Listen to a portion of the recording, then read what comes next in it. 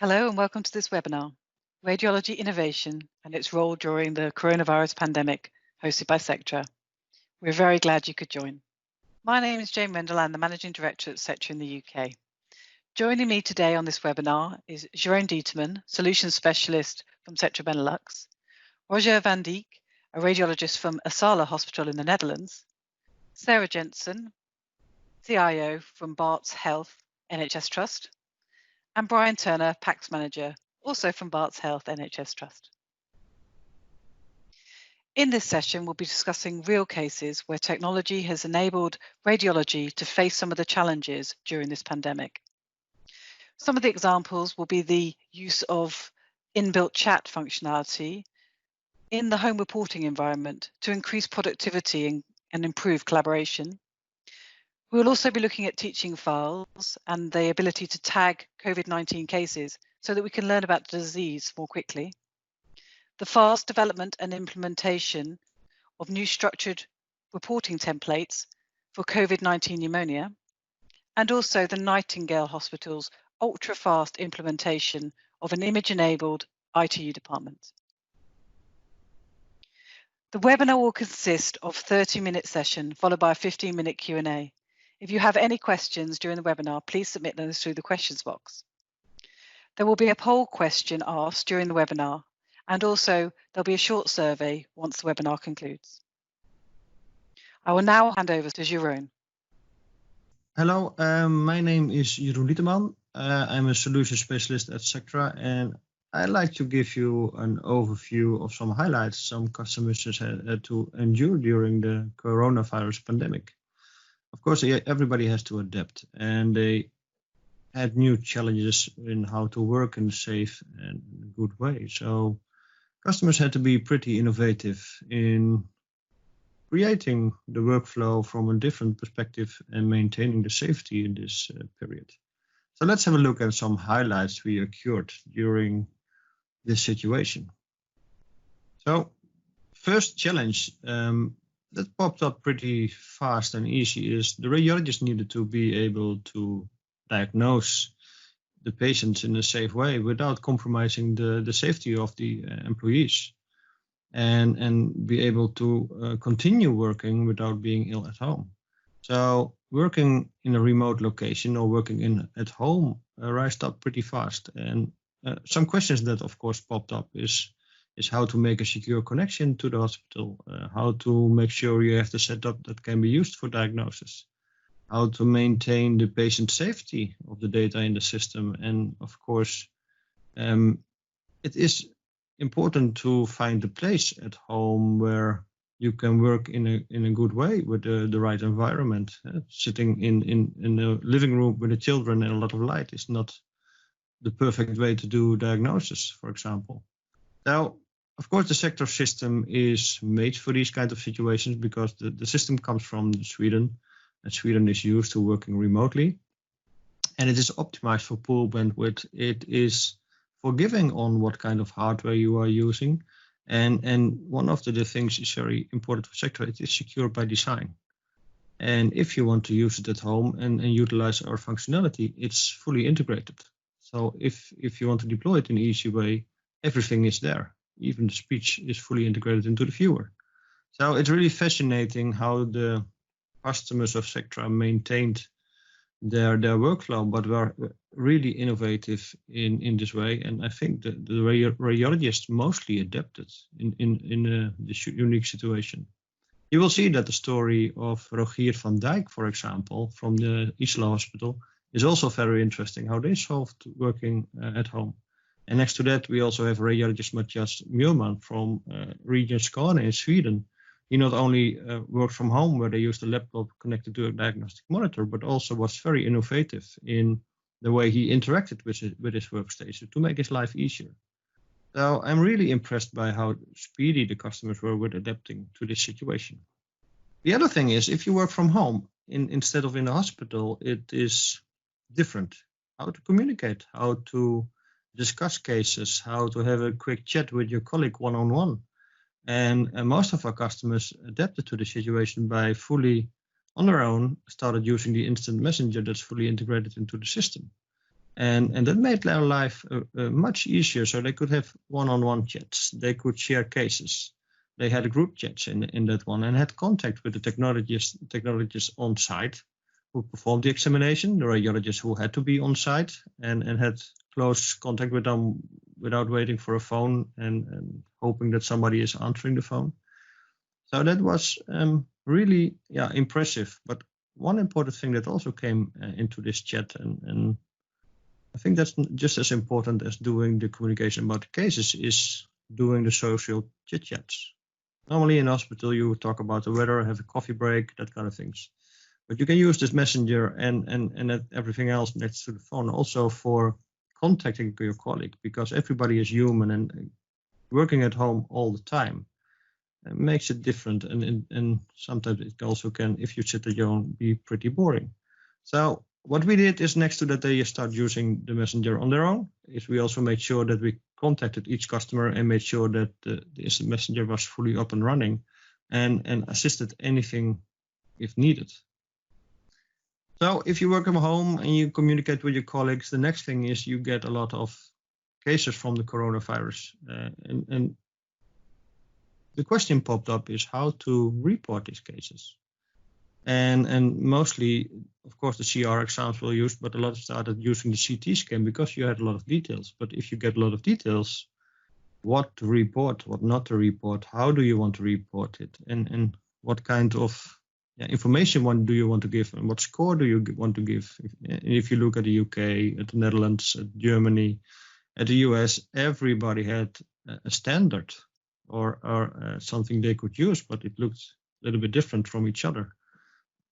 So what we looked at is we also had the Dutch Radiology Society, the NVVR. They also made a list of questionnaire that could be utilized to do the reporting for the CT scans, for example. And we discussed this with the radiologist and decided that we are going to create an HTML5 template that is fully interactive and uses this NVVR questionnaire as a base. So we ended up with a template that was designed by Sectra, but mostly by input of the radiologist who gave input how it should look like, how it should work, what should not be in there. And during development, they had fully interactive access to the template to try the template. And this made the development pretty easy. We learned a lot, but also we looked at, okay, if this is going to be created for the Netherlands, what if we want to use this template for Germany? What if we want to use this template for the UK or Belgium? So the template itself, if you set the language to do Germany, the translation will go to German, and the questions related in the German normal way of working will pop up. Or if you do it in the Flemish language for Belgium, some questions will change or disappear. And the example I will show you now in a demo is, of course, in English. The translation is not verified, but the only thing we did is set the template to English. So you as a Sectra customer, if you want to use this template, contact your local Sectra representative. They are able to get the template from within Sectra and start trying to use it. So now I will give you a short impression of it.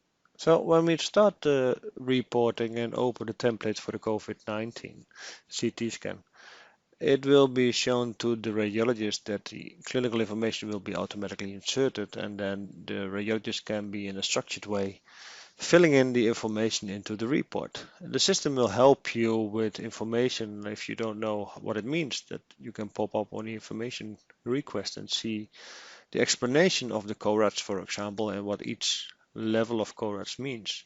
So this patient has a severe breathing problem and it has been tested positive, so we choose the CORAD 6. You can always choose lower if you want, but CORAD 6, and meaning I have to fill in the CT severity score. And I can do that by clicking into the images itself or by utilizing the table under it. So if I click on one of the tables, you will see that the long lobe will automatically color red if it's extreme. So by doing that in each long lobe, you will see automatically the long lobes filled in, and then the CTSS score will be shown down below. If I go down, also the distribution will automatically be filled in, and this can be short text or long sentences, but preferably this should be short text that's easy readable by the referring physician. The number of affected lungs, and then I have my questionnaire, and this questionnaire is based on your local standard, for example. Fill it in the way you want, and you can configure it if questions should pop up or disappear depending on what I answer. So if I answer pleural effusion is yes, it will show me more information, more questions, depending on what I fill in. So this way I continue filling in all the information, and when I'm done, there it can be a conclusion. In this case, the conclusion is not fully translated, so I will only see the CTSS score. But depending on my questions above, the conclusion will automatically show text on what you want to tell. Next to that, you can add a disclaimer telling the referring physician what kind of standard did you use, what's the explanation of each question. So you can choose if you want to add a disclaimer. In the Netherlands, for example, you can add a disclaimer from the NVVR explaining the whole table. If you go lower than that, you can also see the text of the report, how it should look like and how it is sent to the EPR. And when you're done, you click done, and the report will be sent out, and the image I filled in will automatically be saved next to the images. And next to using the template, if you saw that everything was of course done in a structured way and filled in and saved in a structured way, the next thing you also want to do is maybe you want to tag the cases. And if you tag the cases, you can use the teaching file for doing that. So next to the structured data into the report, you also have the teaching file where you can add additional tags, comments to save the cases and use it for later on for comparison, for teaching, any other thing you want to use and to do with it. So again, everything is fully integrated, and that makes it more easy to use next to the structured report. So some takeaways I want to leave you with is, you as a radiologist seem to be really adaptive and do that in a quick way. And so by adopting new innovations and functionality, it seems that you as a radiologist can do your work and change if needed. So that was pretty impressive, and you continued being able to work. And if you have the benefits of having close contact to your vendor and be able to scrutinize the opportunities technology can give you, I think these kind of situations are really bad, of course, but it also gives you the opportunity to try different ways of working or discovering new things that wasn't used before. So thank you for being that creative, and thank you for doing this hard work during this period. Thank you, Jeroen. Now we will hear from our customer, Rogier, who's going to tell us about some of the challenges that he's faced during the pandemic. Hi, my name is Rogier van Dijk. I work in Isala Hospital in Zwolle in the Netherlands.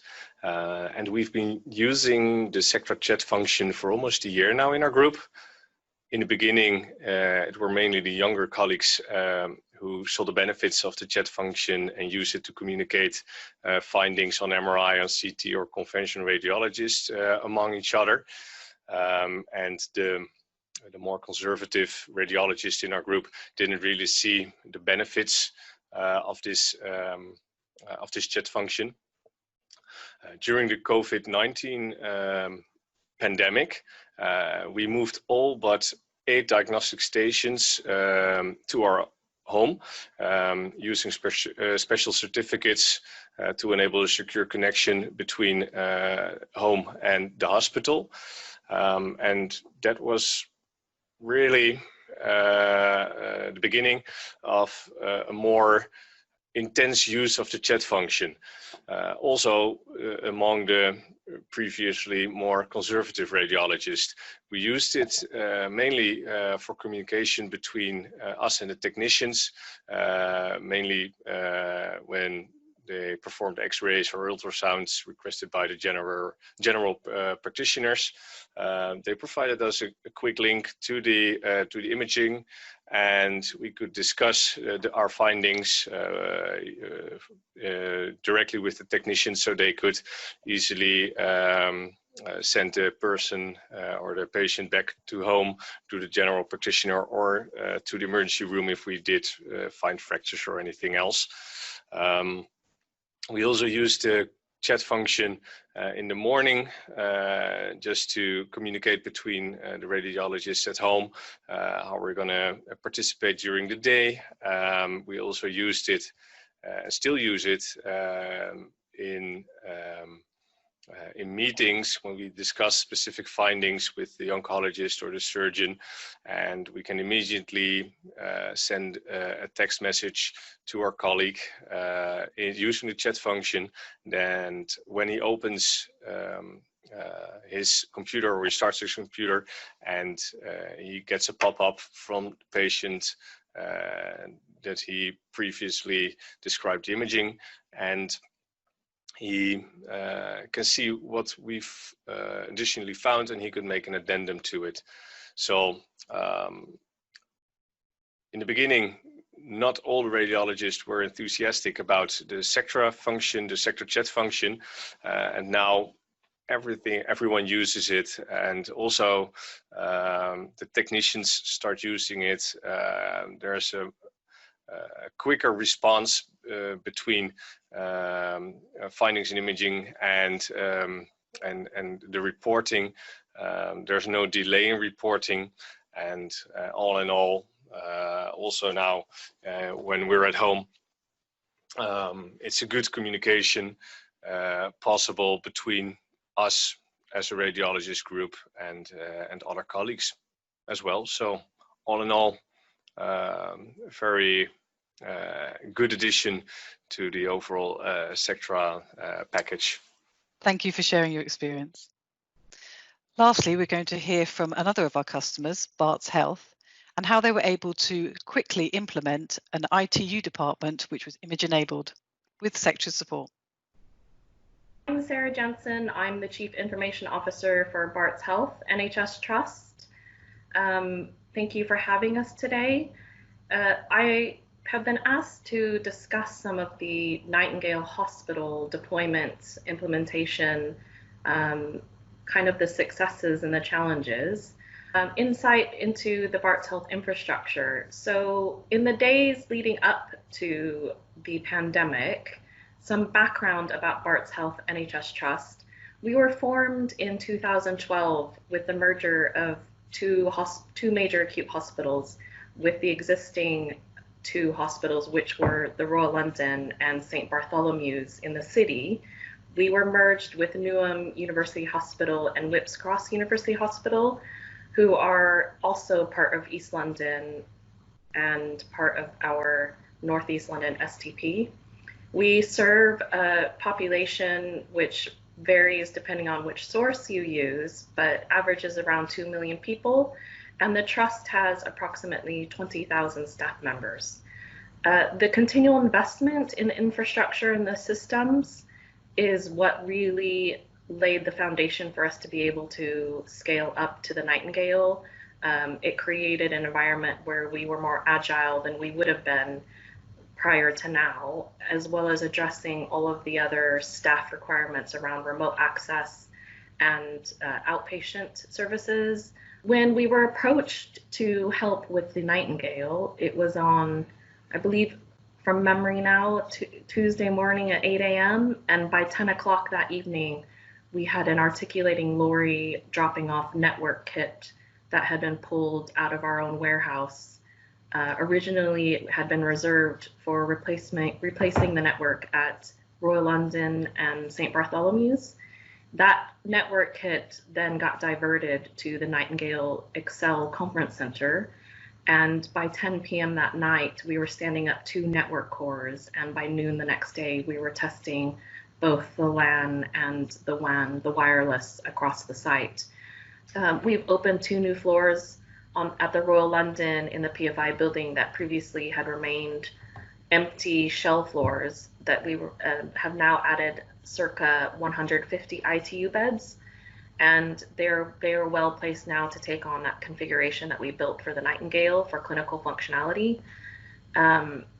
We were able to implement the new imaging workflows that Brian's going to talk about later on, and we really came to the forefront of the research agenda by being able to enroll patients and use electronic patient data to feed into what now is a national approach to trying to find some of the keys to unlocking the COVID infection rates and the mortality rates, and lots of different trials that are happening to see how we can do treatments and hopefully lead to potential vaccine.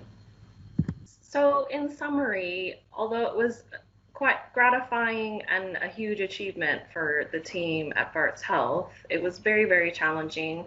It is the quickest I think anyone will have built a fully digital hospital. Although the technology finished and was ready for 100 beds within 5 days, as many will know, it took quite a while to ramp up patient occupancy. And actually, for one of probably the first times ever in my career, it wasn't the IT, quote IT, that was setting the critical path and holding things up. So I hope that provides a little bit of insight. Happy to take questions at the end of the presentation. And now I'm going to hand over to my colleague Brian, who's going to talk about some of the innovation around RIS-PACS workflow and how we were able to streamline that. So thank you everyone for your interest today. So hello, my name's Brian Turner. I'm the PACS manager for Barts Health NHS Trust, and I was brought in to help set up the Nightingale.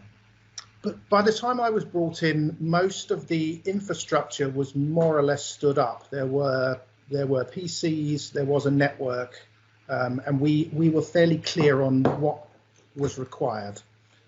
So we didn't have to worry about a satellite server or anything like that, because we had a strong network connection between the remote site and the main site. So that was good news. So all we had to set up was a single server to deal with the actual ingestion of the images, etc. And we did that. We didn't need to do that, but we did that just to keep everything clean and tidy, so that everything to do with the Nightingale had its own home. So in some ways it was easy, because we didn't really, all we were doing was rolling out an existing PACS system, but we realized that there would be some serious challenges.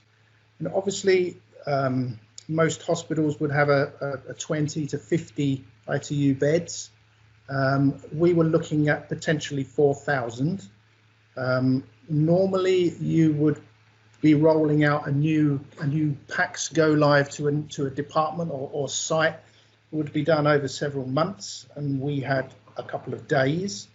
And then finally, really, you would have much more time to train your staff and make sure they were all familiar with the systems.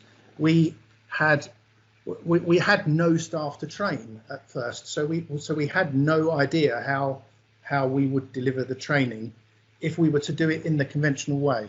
In a standard radiology workflow, the requests are generated in your order comms system, which in our case is Millennium, and then they are sent through to the RIS.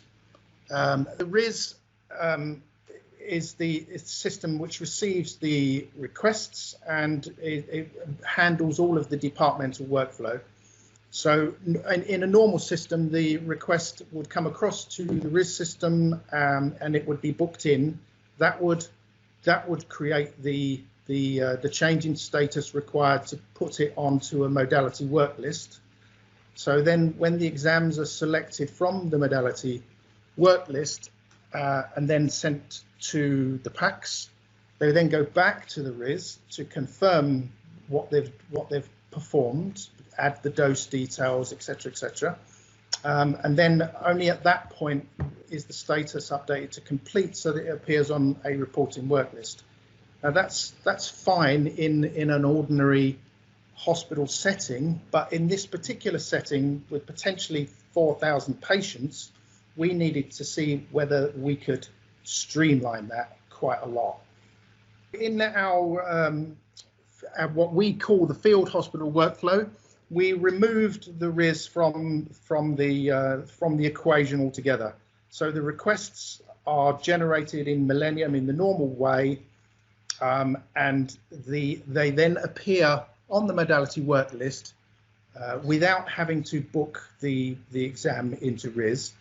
And then when the exam is acquired on the modality and sent to the PACS automatically updates to a status of completed, and also the modality sends a DICOM SR dose object, which then is forwarded by the PACS to the Sectra dose track, so that the radiographers don't have to enter any more detail into the system.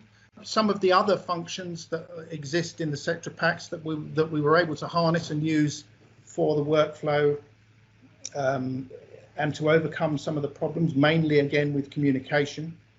We found the chat window was extremely useful. This enabled us to be able to send messages from our radiologists if they saw something that needed to be discussed. And it also provided a very convenient way for the clinicians on the ward to contact the radiologist directly, because there, as I say, as I've already said, there's a lot of problems with communication and people not knowing who to contact, not knowing how to contact anyone, and being able to just look at a report, see who produced the report, click on that and message them directly was a real bonus for overcoming some of those issues. Another very, very useful feature of the Sectra PACS is the information panel. We use this in peacetime to provide information to staff, but at the Nightingale it was really invaluable, because as Sarah mentioned earlier, there was a lot of problems with people from other trusts who didn't have access to shared drives. It was very difficult for people to get information, and so we were able to create this little web portal within the PACS, which gave everyone who could access the PACS at least information that was useful to them. So effectively, it acted like a small information website or repository where people could find all the information that they needed. It included user guides, maps, phone directories, and links to all of the applications that they would they would need to do their jobs.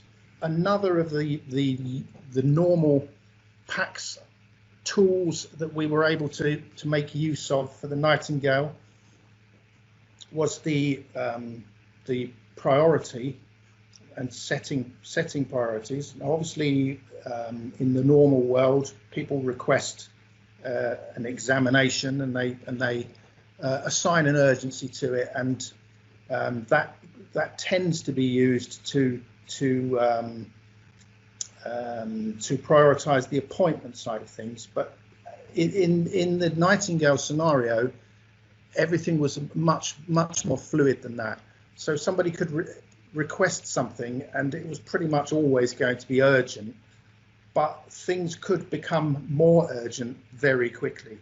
And so we were able to use the normal priority system, but in a different way, by putting the buttons on the toolbar so that everyone had access to them and they could very quickly escalate or de-escalate an examination. Another of the things that we had was turnaround targets for our reporting. Now, there's not much you can do to force people to report things, but the more information people have, the better they can try and at least meet their targets. And although this doesn't actually do anything proactively, it does give people a good visual indication of where something is within its target. The thing that we set up was a critical results mechanism. Under normal circumstances, we have a process which involves emailing a secretary who then sends an email directly out to the referrer in the event that there's a critical result. We felt that the Nightingale needed something much more robust than that, and something that didn't rely so much on email. So Sectra developed or adapted, because the functionality was already there, but it wasn't implemented here, and it was really intended to be used more as an email system. But Sectra were able to adapt it very quickly to do both effectively. So the radiologist was able to indicate that a result was critical and needed to be actioned simply by clicking on a button on the toolbar. That triggered an email, or triggers an email from the Sectra Connectivity Hub to a group inbox, and we set up group inboxes for each of the wards, so that the ward group would get an email to say that one of the patients had a critical result. But also what it did was create a flag on the patient information, so that we could identify those studies on a work list. So we were able to create work lists for the wards of critical results. Amazing to hear such great examples of how Sectra solutions have helped customers deal with some of the issues faced during the pandemic. I'd like to thank all of our speakers today for joining us. We'll now begin a live Q&A. As a reminder, please submit your questions via the questions box. Thank you.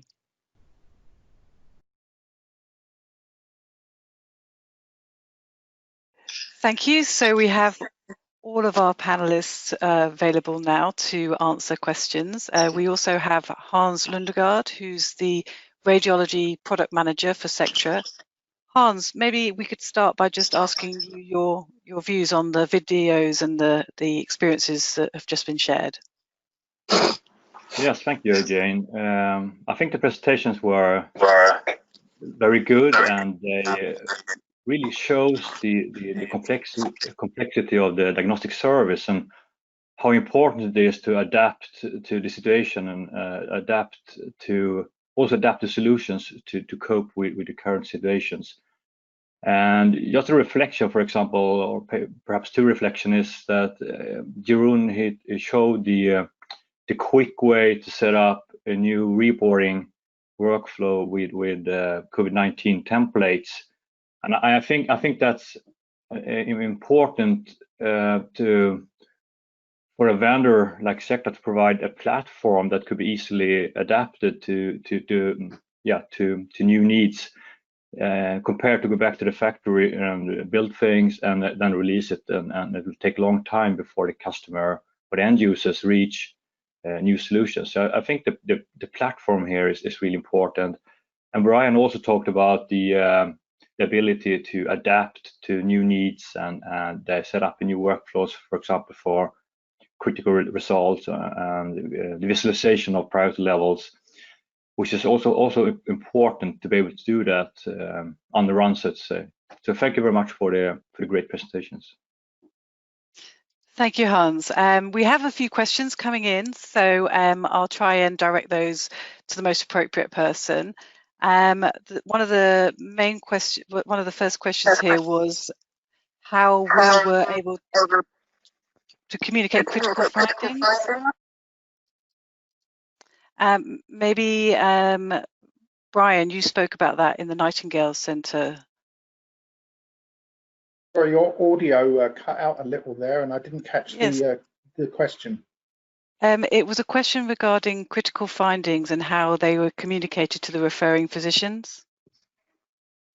Okay. Well, I mean, we did actually show that in the presentation. We used the critical findings functionality, which we adapted slightly. It's great work from the Connectivity Hub guys to quickly recode some of that stuff to provide us with an automated email that people were able to click on a button and acknowledge that they'd received. And we also, the thing that was more useful was the ability to create the work list of critical results. So we could create a work list for a particular ward, which showed all of the patients on that ward that had critical results, which then gave people who, obviously you can't see your emails while you're in PPE treating patients, but you can look at the packs and see that you've got critical results. Does that answer the question? Yes, thank you, Brian. I'm just having a little trouble viewing the questions here, so I do apologise for that and the sound there. I will just open them in the chat function. That might be helpful. Thank you. We have a lot of positive answers, positive comments here.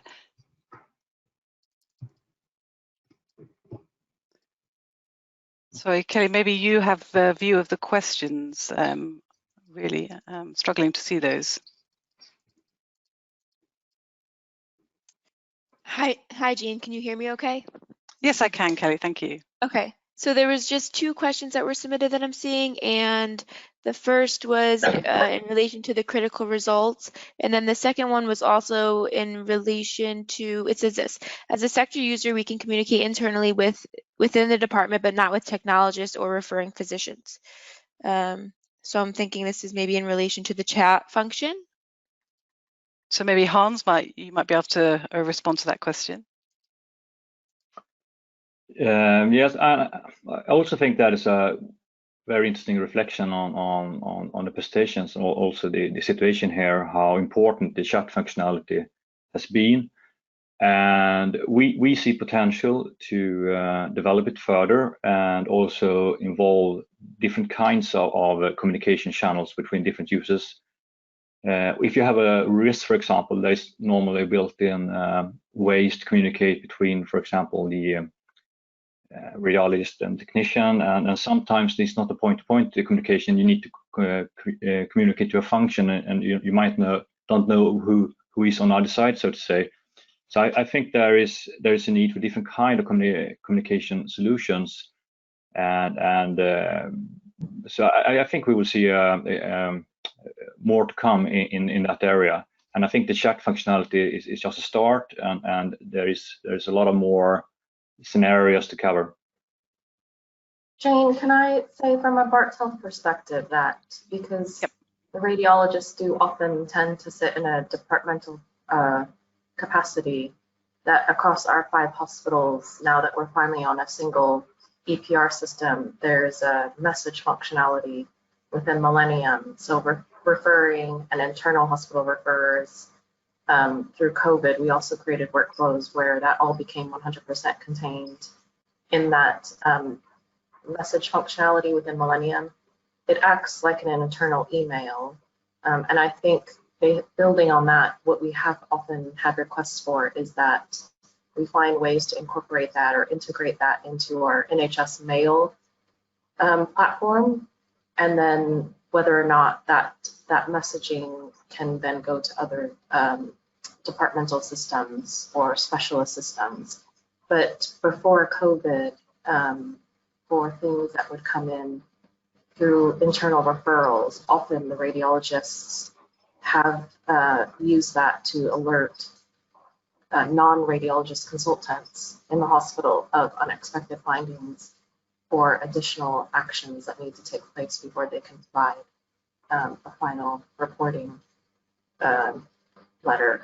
And we've seen that now grow with the ability of consultants to be doing homeworking and also virtual outpatient appointments. So, and if I may ask, Sarah and Brian, has anything that you've experienced from working with the Nightingale Hospital, do you think a lot of the workflows will be carried forward? I know, Brian, you talked about streamlining certain workflows. Is that going to be used in, I think you referred to it as peacetime? Yes. So we have already started things in motion to enable us to use the Nightingale workflow to enable us to do POCUS, point of care ultrasound, in a much better way. We've struggled for a long time with trying to roll out imaging outside of imaging. So where you get clinicians wanting to do ultrasounds themselves, even to the extent of people that are actually imaging departments like cardiac, they really struggle to follow radiology workflows. So by eliminating the RIS, they don't have a new system to learn. They just request in normal way, and it appears on their work list, and they can manage to do that.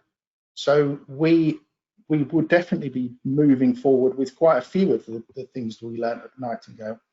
That's the main one, but I mean, obviously we're intending to adapt the critical findings workflow again. I mean, as Sarah mentioned, we're hoping to be able to get the messages from that to not only go email, not only work list, but also into message center in Millennium, which would be very useful. Yeah, so it's really, sorry, Sarah.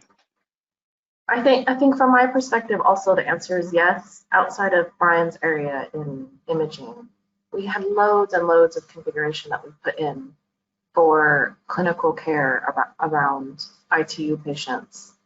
And for those who aren't aware, Barts Health didn't just host and open the Nightingale in partnership with the London region.